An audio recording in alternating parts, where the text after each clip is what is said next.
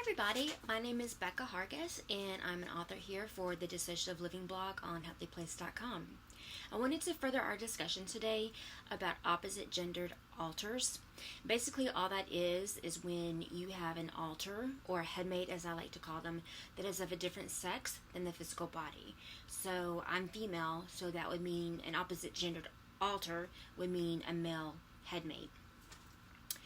First of all, I want to say that we need to show some empathy and some grace and some consideration to our opposite gendered headmates. They live in the same body as you do, except that they are of a different gender and they identify themselves a different way than you do.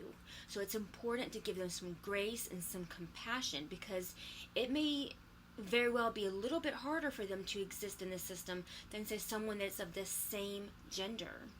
I also want to say how important it is that you negotiate with your opposite gendered headmate. Now, I do know of experiences where opposite gendered headmates take executive control, they hijack the system, they go out in public dressed as they see themselves, not as the physical body is seen. And for some people that's okay, but negotiation with your opposite gendered headmate is important. If this is something that makes the system uncomfortable, then that's what you need to discuss. But if it makes everybody fine, then okay.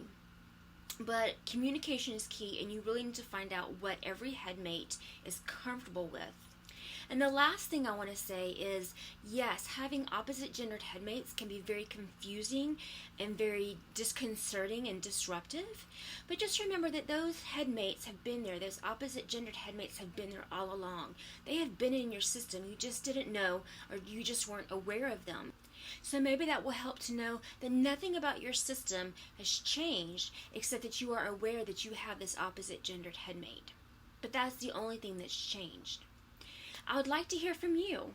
Do you have an opposite gendered headmate? What advice would you give to somebody that is new in their diagnosis and they're just uncovering this opposite gendered headmate? What advice would you give them? I'd love to hear from you. Thanks.